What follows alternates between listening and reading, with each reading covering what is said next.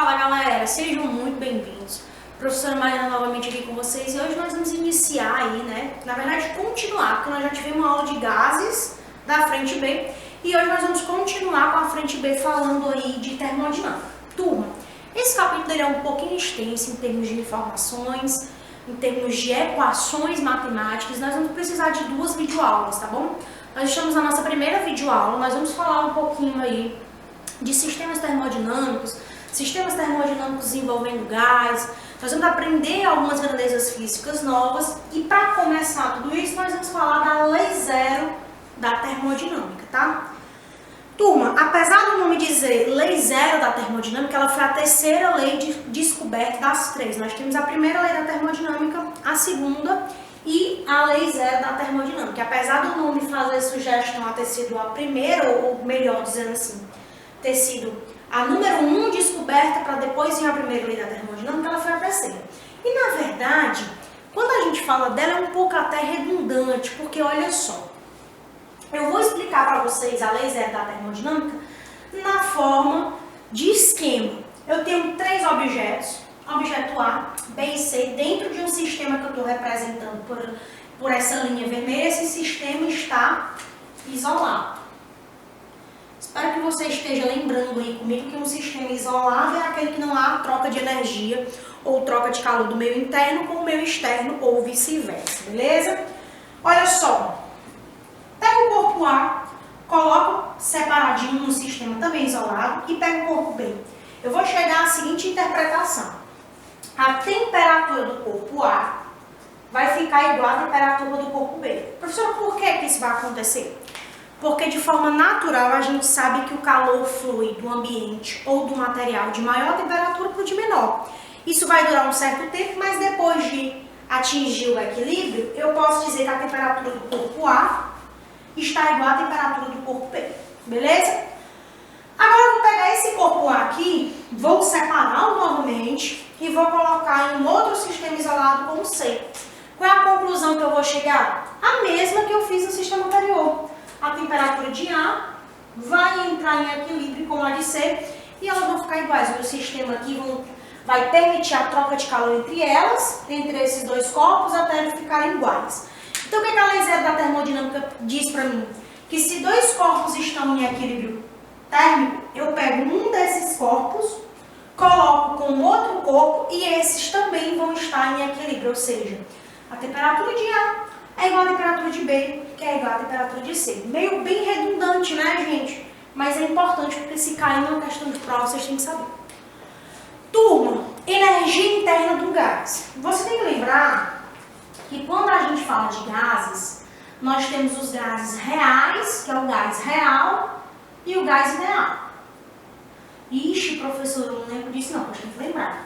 Os gases reais são aqueles que acontecem na prática, que é o gás que nós temos disperso nessa sala, onde eu estou aqui ministrando a aula, que você aí está no seu ambiente estudando. E os ideais são aqueles gases que eu projeto um comportamento para eles, porque eu, enquanto ser humano, não tenho como analisar molécula por molécula separadamente. Tranquilo? Então, lembre-se disso. Por quê? Porque eu vou pegar esse gás e eu vou agora calcular a energia interna dele, que eu vou representar por U. Onde a energia interna é 3 meios de nRT. N, número de molos. Vou escrever aqui para você. Número de molos. O R não é um assunto também novo, constante geral dos gases. Vocês já estudaram isso. E o T é a temperatura absoluta do meu gás. Lembrando que essa temperatura tem que estar em Kelvin. Ah, professora, eu cheguei na hora da prova e minha temperatura está em Celsius. Tem que transformar para Kelvin. Não pode esquecer disso de forma alguma. E eu coloquei uma dica que eu já vi cair muita questão de prova e muitos alunos erraram. Esse cálculo aqui, essa expressão aqui, ela é usada para calcular a energia interna. Mas essa energia interna pode variar. Olha a dica que eu te dei. Se essa energia interna variar positivamente, eu posso afirmar que a minha temperatura no sistema aumentou. Se a variação da energia interna diminuir, aqui se ela for menor que zero, que ela diminua, eu posso chegar à conclusão que a minha temperatura também diminuiu.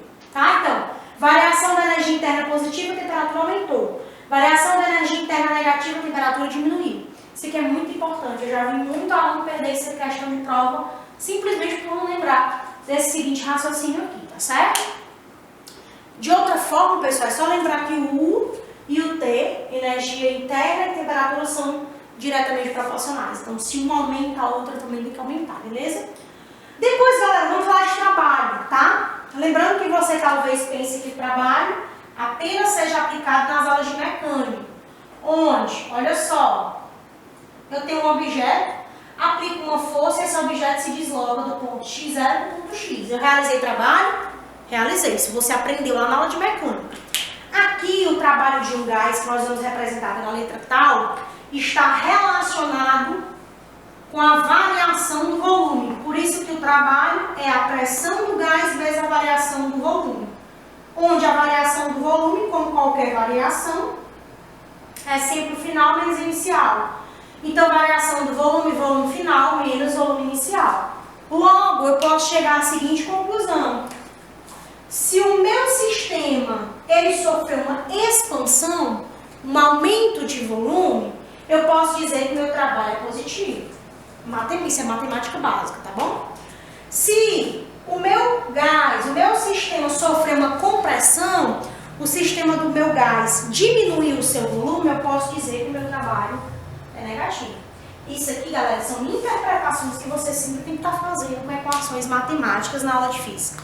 Beleza? Bom, galera, fica ligado. Nós vamos continuar o capítulo na nossa próxima videoaula. Beleza?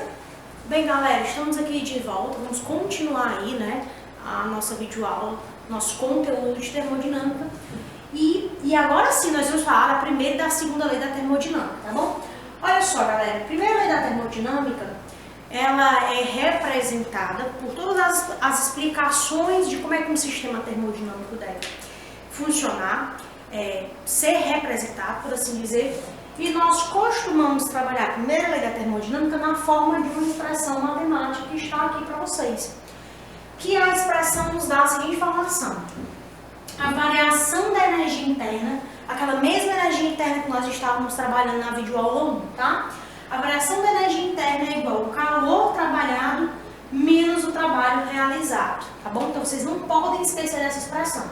Existe uma outra interpretação que você também tem que ter, além daquela que se variar a energia positivamente, é porque a temperatura aumentou. Você tem que fazer a seguinte interpretação. Se o meu sistema, que eu estou analisando, imagina que está aqui o meu sistema representado, ele ganha calor, eu vou representar o meu calor por um sinal positivo.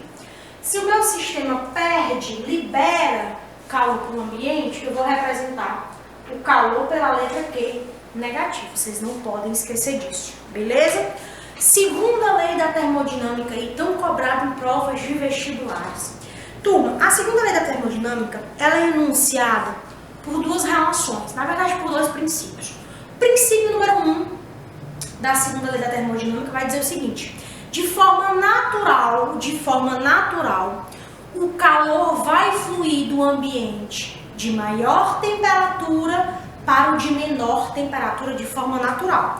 É por isso que quando você sai com a sua mãe, por exemplo, de carro aí, vai ao centro da cidade, pleno meio-dia, aí 11 horas, 1 hora da tarde, e você estaciona o carro, vai com a sua mãe resolver o que tem que resolver. Quando você volta, a sua mãe usa aquela velha expressãozinha assim: menino, não entra no carro, abre a porta e deixa o bafo quente sair de dentro do carro. Essa expressão é muito utilizada. O que seria esse bafo quente? Dentro do carro, por as portas estarem fechadas, a concentração de ar é limitada, a temperatura aumenta drasticamente, porque é como se fosse um efeito estufa ali dentro, aumenta drasticamente, e quando tu abre a porta, esse bafo que a tua mãe está falando aí, né, esse bafo quente sair, nada mais é do que o equilíbrio térmico acontecer, a segunda lei da termodinâmica entrar em ação.